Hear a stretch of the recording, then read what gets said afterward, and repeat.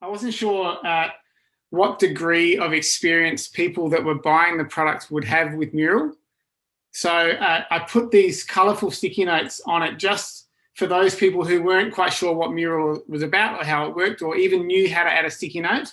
So this was like an example of what you can do. But I think if you're comfortable with Mural and you know what to do, you probably don't need to start off with these sticky notes, because you know that you're going to add them, or you're going to get your group to add them as you go.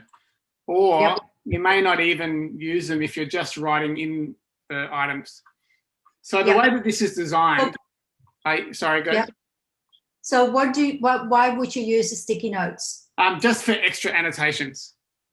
Okay, so if you were running out of the tools, you could just use the sticky notes. Okay, cool. Exactly right. Yeah, like sometimes people might have, like they might be on a roll and they might just want to get down a ton of stuff and go blah, blah, blah. And so that's there as an option. Okay, So you've probably used or sat in on a session where the mountain is a visual metaphor for achieving your goal, right? We started with the mountain because it's like the most common or the most popular.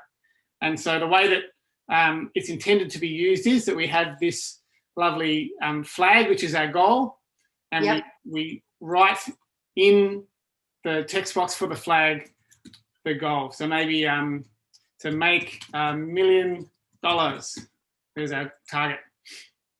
The way that the elements are intended to be worked is that they're grouped into two categories. So we've got challenges and we've got enablers. And it may be that you may want to just make this is something I've thought about doing since we published it. Maybe put all the challenges over here. And I'm aware, I've had a chat to Kylie about some of the things that we can do better. And I'm aware that sometimes it's not clear if something's a challenge or an enabler. So we're going to work on that. But let me tell you that these are all the challenges that we see on the mountain. So there's stormy weather or icy weather. There's a gap in the path, or there's falling rocks, rocks in the way, there's falling ice, and there's a fallen tree. And then the enablers, which is the things that we have to support us in achieving our goal, the things that are in our corner. We've got rope, we've got backpacks, we've got an ice axe. Oh, there's another hurdle, a warning sign. We've got gloves, we've got more rope, and we've got people that can help us. Oops. And that one's supposed to be grouped and it's not. Okay. And so the way this works is you think, well, what are the challenges to me achieving my goal? Well, maybe one of the challenges is that I have a mortgage, and that mortgage, means that I can't save every dollar that I earn. Another challenge might be, and if you want to make it interactive, then you could possibly use one of these figures to be the person who's trying to achieve the goal. So maybe they're starting down here and they're working their way up. So you could say, this is Matthew. And so another challenge could be that I don't have a job. And then another challenge might be I don't have a bank account. And so basically the intention is that you put these challenges in the way on the path to achieving the goal. You list them all out, you call them out, and you can place them anywhere along the path. But ideally, people are watching this person travel from the bottom left up to the goal, and we get all the challenges along the way. And then we say, well, what have we got going for us? What are some of the things that are going to help us along the way? It's like, well, I have a really good, whoops, where did it go? I have a really good financial advisor or business coach, and they can help me. Financial advisor. And you can either do these randomly as a contrast to the challenges, or you could specifically pair them to the challenges to show how you're countering each of them. So, for example, if the challenge is I don't have a job, then maybe this one sits alongside it and says, well, actually, I have 3 interviews next week. And so next week. And so that's showing that we're doing something about tackling that challenge. I don't have a bank account. Well, I'll open one. Yeah, exactly. So there's just type in the specific website that you can go and do that and close it off instantly.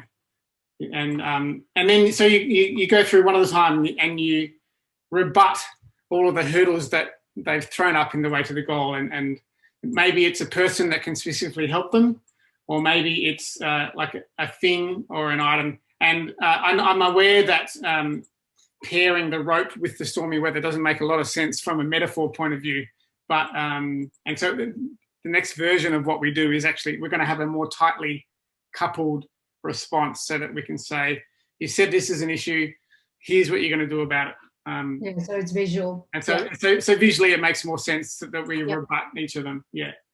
But in the meantime, that's basically it. It's really just about finding a way to stop the negative talk, or to force a more practical approach to responding to the challenges in our life, so that if we hit a hurdle and we're not quite sure what that looks like, maybe having the visual metaphor prompts a different way of looking at it, or a different line of thinking to try and tackle it. Okay, I don't have a job and I don't have any interviews lined up, but like if the problem wasn't that I didn't have a job, if the problem was that there's a big rock in the way, maybe I need to get my whole family and friends to help me move that rock. So maybe I need to reach out to my family and friends to help ask for opportunities to help me find a job. But that's the intent behind using a visual metaphor.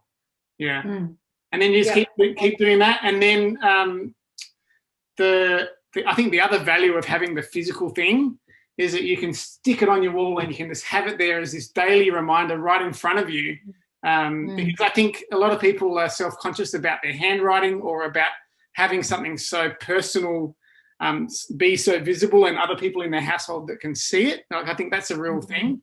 But it is a real thing. Yeah. But with something like this, the hope is that it's something that you're proud to share and you're proud to put up, and then it's there, and then you can't ignore it, and it's reminding you. Yeah.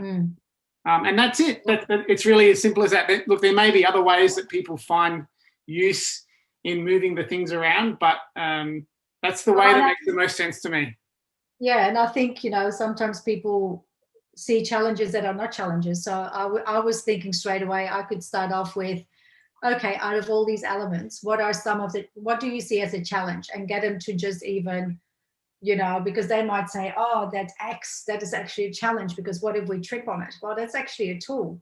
So maybe you're not thinking that could be used both ways. So, and that is so interesting to hear you say that, because so Kylie gave me some really valuable feedback as a customer after having used it, and one of the criticisms was that it wasn't clear if something was an enabler or a challenge, and we deliberately actually did that so that it could be ambiguous and people might see them as one or the other. So it's really interesting to hear one person say it needs to be clearer, and one person say actually being ambiguous is kind of a good thing.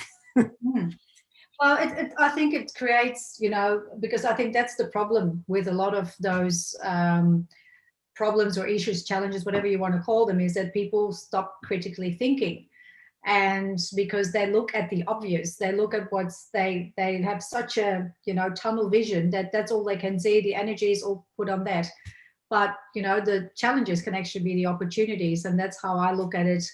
For my use anyway, of, okay, well, even if you've got, the thunder coming, that could actually be really good, because that might grow some grass, and therefore you get up the hill a little bit easier, Totally. You can go, so it's so up to interpretation, I guess. But I was interested in it because I think it's it's such, you know, I've got lots of little things that I use, but it's such a good conversation starter, and it's just keeping fresh